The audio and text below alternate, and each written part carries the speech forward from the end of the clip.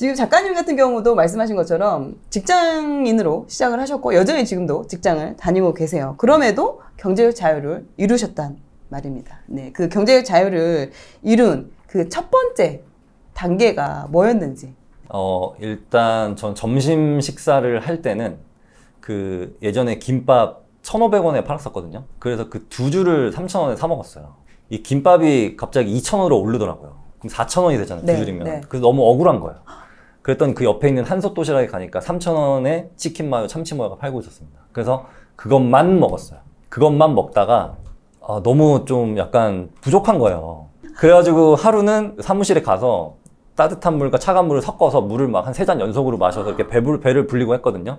이런 생활들이 반복되면은 사실은 나한테 뭔가 어떤 독함이 생겨요. 내가 이렇게까지 했는데 나는 이런 데 돈을 안 쓴다. 이런 소비의 독함이라든지. 그리고 또 지하철을 새벽에 6시 전에 타면은 한 200원에서 250원 정도 절약이 되거든요. 이런 것들 절약하는 그 습관이 몸에 배면은 자연스럽게 뭔가 나만의 어떤 그 보이지 않는 벽이 생겨요. 그러면서 어떤 뭔가 나의 유혹하는 것들을 다 차단할 수 있게 됩니다. 근데 그게 관계의 벽도 생길 것 같은데. 관계의 벽 생기죠. 너 왜 그렇게 살아? 막 그럴 수 있는데 저는 그 말이 너는 부자가 될 거야 라는 말로 들렸어요. 그래서 너는 잘 될 거야. 그러니까 남들이 너는 나와 같은 직장인으로서 같이 살아야 되는데 너만 왜 그렇게 앞으로 나가려고 그래? 같이 가야지 하면서 막 바지가랑이를 끌어당기거든요.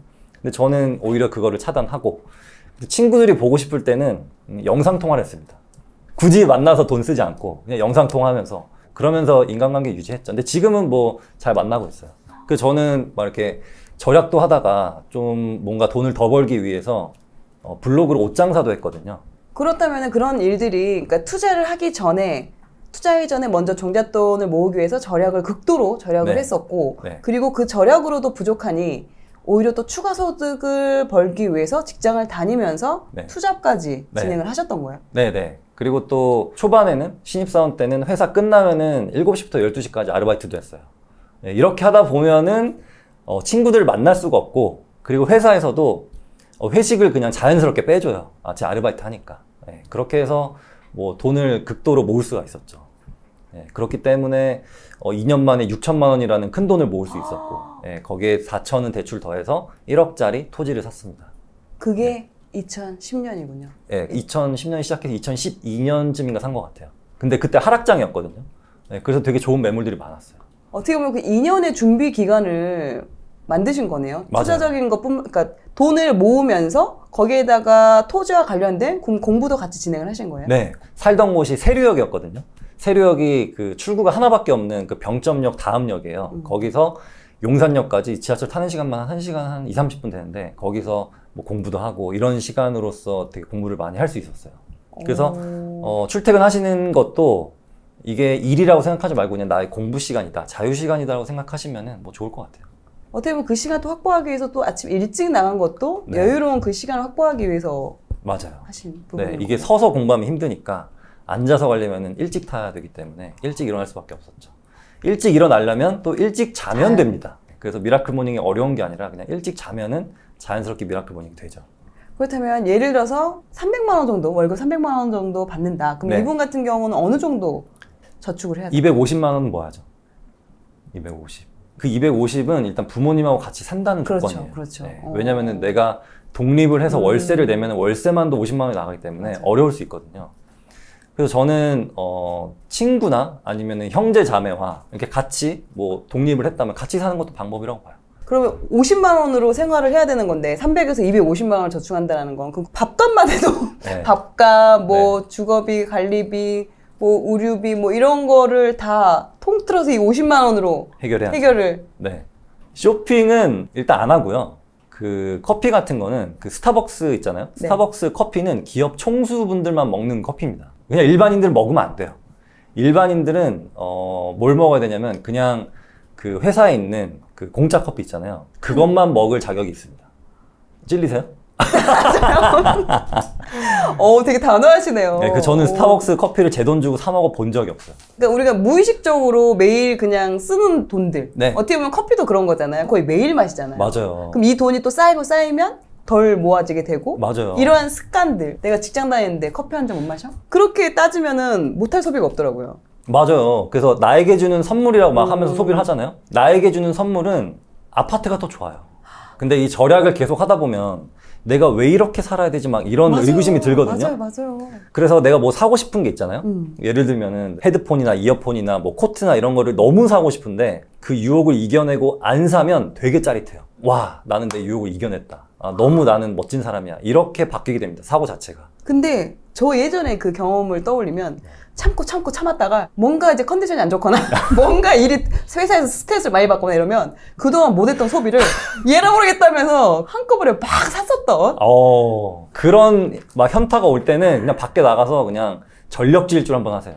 달리기를 해라 차라리. 네, 초등학교 들어가서 운동장에서 전력 질주 몇 번 하면은 이게 확 풀립니다. 하긴 또 그렇다고 막상 사놓고 나서 네. 풀리는 것도 아니야. 맞아. 풀리는 것도 아니야. 풀리는 것도 아니야. 네. 그럼 또 이제 그 다음 달 카드값 때문에 더 스트레스 받아. 네. 그러니까 이런 것 같아요. 지금 말씀하시는 걸 들어보니까 그렇게 전략을 한다는 게 상당히 어려운 거잖아요. 결과적으로는 그러한 남들과 다른 그런 시간들을 썼기 때문에 네. 남다른 결과를 내지 않았을까라는 생각이 드는 것 같은데. 네. 부자분들 생각나는 몇 분들이 있는데 보면 중소기업들, 중견기업들 사장님들이시거든요. 네네네. 근데 그분들을 그냥 보면은 그냥 동네 아저씨예요. 외적으로 봤을 때. 네, 부자 티가 전혀 안 나요. 네, 근데 그분들하고 얘기하면은 내 차가 뭐고 집이 어디고 이런 얘기 잘 안 하시고 그분들의 매출이 막 한 300~400억씩 하거든요. 네, 그럼에도 불구하고 되게 겸손하시고 자기 어떤 거치장에 전혀 신경을 안 써요. 그리고 또 하나의 공통점은 사무실에 가면 책이 그냥 꽉 차 있어요. 제가 여태까지 서점에서 그 중고 서점 포함해서 교보, 알라딘, 뭐 예스 다 포함해서 쓴 돈이 한 3천만 원 정도 되거든요. 근데 그분들은 저보다 더 썼어요. 거의 막 1억 가까이 책을 사는데 썼더라고요. 그러니까 그런 부자분들이 만났었을 때 또 궁금한 게 그분들은 과연 이 재테크를 어떻게 하는지 이것도 상당히 좀 궁금하거든요. 일단 그분들은 자기 집은 다 하나씩 있어요. 다 자가에 살고 계셨고 부동산적인 투자가 어떤 방식이 있었냐면 예를 들면 제조업이라면은 그 제조업으로도 버는 돈이 있지만 자기가 가지고 있는 공장 부지 있잖아요. 그 부지가 오른 그 시세 차익도 굉장히 커요. 그런 분들은 그런 부동산 차익도 같이 얻고 그리고 사업적으로도 같이 얻고 제가 주식으로 성과를 내신 분들 중에 기억나는 분은 강황국님인데 그 황국님은 뭔가 사소한 일에 왔다 갔다 하지 않더라고요. 뭔가 이 이슈시니까 이거 들어가고 이거 있으니까 이거 들어 이렇게 하지 않고 그냥 장기적인 흐름에 내 돈을 이렇게 맡기는 그런 느낌을 받았습니다. 부동산으로 하시는 분들도 어떤 틈새 시장을 찾기보다는 오히려 정도를 걸으시는 분들이 훨씬 많아요. 야 여기 무슨 이슈니까 이거 하자 이러면은 사실은 잠깐만 하락장 오면은 복귀를 못하는 경우가 많거든요. 그래서 그냥 내가 가지고 있는 물건이 좀 상승 가치가 있다 싶으면 그냥 계속 보유하시고 이건 내가 봐도 좀 아니다 싶으면 빨리 매도를 하셔야죠. 이게 자산이라는 것은 샀다 팔았다 하기보다는 모아가는 거거든요. 그래서 이 모음의 어떤 그 힘을 믿으셨으면 좋겠어요. 다시 그 90년대 패션이 돌아왔잖아요. 막 통너물 바지 입고 막 그러고 있는데 유행이라는 것은 돌고 돌거든요. 지금 최근에 막 그런 무슨 대만 카스테라 생겼다 없어지고 맞아요. 요즘에 또 막 탕후루 이런 게 막 뜨고 있는데 이거 이미 곧 없어질 거예요.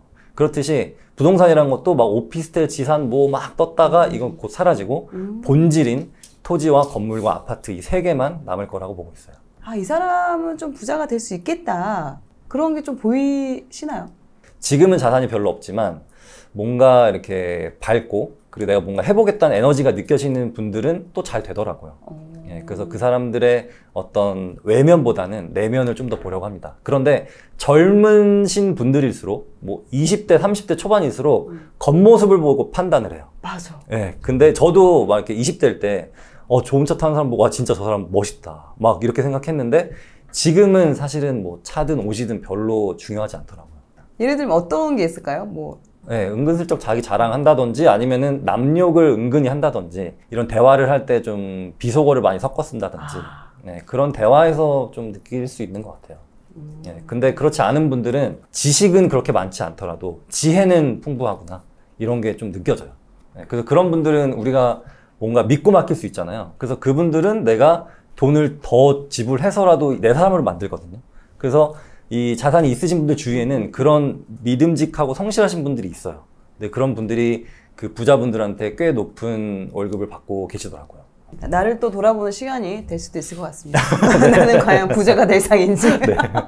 지나가 보니 그리고 주변에 만나보니 실제로 진짜 부자들은 40대 후반, 50대가 많더라. 맞아요. 예. 근데 왠지 저희가 네. TV나 아니면 이렇게 매체에서 볼 때는 그 네. 젊은 부자들, 그리고 또 우리 많이 읽는 책 있잖아요. 부의 추월차선. 거기 보면은 30대 딱 슈퍼카 몰면서 딱. 그 책이 나쁜 책입니다.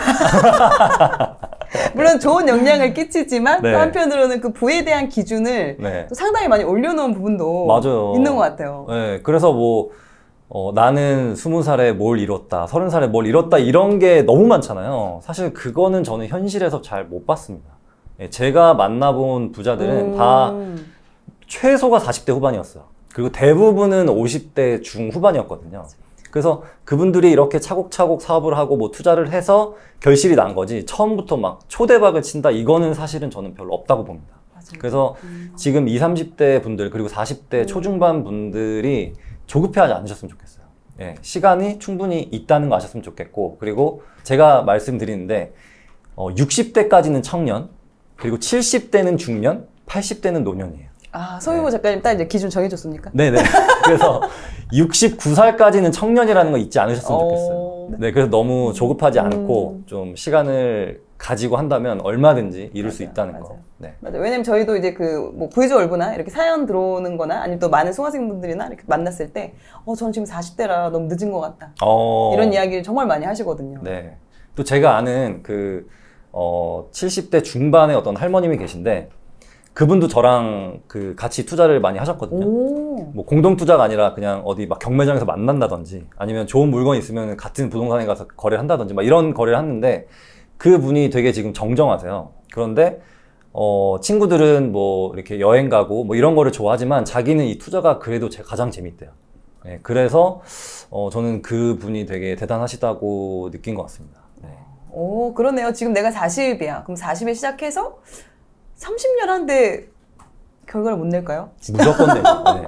좋습니다. 네, 최소 그래도 5년만, 네. 5년을 이제 두고 기준을 네. 잡고 가면은 덜 조급하고 네. 그럴 수 있을 것 같습니다. 네. 지금 이야기 들어보니까 2010년부터 절약을 시작했고, 네. 그리고 2012년부터 토지 투자를 이제 처음 시작을 했는데, 네. 그럼 그게 바로 투자하고 바로 부자가 됐다. 이러진 않았을 것 같아요. 그렇죠. 그렇나요? 처음에 제가 뭐 1억짜리 땅을 사고, 그리고 또 돈을 모아서 뭐 몇 달 뒤에 한 5천만 원짜리 땅을 사고, 이걸 다시 팔고, 그래서 그 시세 차익 자체가 되게 적어요. 거래는 많이 하더라도 시세 차익이 몇 천만 원 안 되기 때문에 제 자산은 그냥 거의 변함이 없었거든요. 그런데 이게 누적이 되고 되다 보니까 한 7년쯤 되니까 금액의 자체가 점점점 커지기 시작해서 약간 어떤 복리의 효과를 가져왔거든요. 눈덩이가. 네, 그래서 그때쯤부터 자산이 이게 쭉 상승하더라고요. 네, 근데 저도 처음에는 한 3, 4년 했을 때 너무 제자리라서 내가 지금 하는 게 맞는 건가, 이거에 대한 의구심이 계속 있었어요. 근데 그때마다 막 책 보면서 뭐 이게 뭐 시간이 필요하다, 이런 말을 그 위인들께서 많이 하시니까 그거를 믿고 계속 갔죠. 네, 그래서 처음 투자하시는 분들도 내가 사자마자 몇 억 오르는 거는 사실은 이런 일은 잘 없거든요. 그래서 그것보다는 내가 최소한 5년 정도는 가지고 간다, 5년 정도는 내가 뭔가를 해본다라고 생각하시고 도전하셨으면 좋겠어요. 그래서 상승장에 시작하신 분들은 자만심이 있을 가능성이 크고, 오히려 더. 그리고 하락장에 시작하신 분들은 좌절감으로 시작할 수 있어요. 그러다 보니까 그냥 시장을 떠나거든요. 그리고 자만심이 있으신 분들은 무리한 투자를 해요. 그래서 이거를 좀 잘 적정선을 지키셨으면 합니다. 그래서 언제든 하락장이 오고 언제든 상승장이 올 수 있다는 그런 예측을 하셨으면 좋겠어요. 그러기 위해서는 현금이 항상 있어야 돼요. 그거 없이 막 진짜 내가 200만 원 받아서 200만 원 대출을 갚는다, 이런 거는 사실 좀 위험하죠. 지금 어떻게 보면 경제 자유를 이루셨잖아요. 잘 모르겠어요. 왜요? 저는 제가 더 하고 싶은 일이 있기 때문에 네, 그거에 도달하기까지는 아직은 좀 돈을 더 벌어야 될 것 같습니다. 그러면은 작가님이 생각하는 그 경제적 자유를 누렸다. 네. 이건 어떤 건가요? 제가 하고 싶은 일을 그냥 제 돈을 펑펑 써가면서라도 할 수 있는 거. 예를 들면 저는 진짜 우리나라에 없는 유일무이한 크고 멋있는 도서관을 짓는 게 꿈인데요. 그러려면은 그거를 유지하려면은 월에 거의 한 몇 천씩 들어가거든요. 그런데 그 돈을 제 소득 없이 그냥 유지할 수 있을 정도가 된다면 그때서야 비로소 경제적 자유를 이룰 수 있었다고 말할 것 같습니다. 도서관을 건립하고 싶으신 이유가 있으세요? 제가 예전에 그 강제로, 제가 원해서가 아니라 강제로 봉사활동을 몇 군데 갔었어요. 가니까 진짜 생각보다 너무 열악한 거예요. 그래서 제가 그때 느꼈던 게 내가 돈이 있으면 좀 도와주고 싶다. 근데 난 돈이 없네. 이런 생각을 쭉 가지고 있다가 어느 정도 자산이 형성되고 나서는 진짜 이 때가 다가오고 있다. 이걸 느끼고 있거든요. 예, 그래서 뭐 이 교육에 소외된 그런 청년 계층들한테는 막 책을 추천해주고 또 눈이 잘 안 보이시는 어르신들한테는 책을 읽어주고 이렇게 하다가 제 생을 마감하는 게 저의 목표입니다. 예, 그때가 되면 경제적 자유를 이뤘다고 할 수 있을 것 같아요.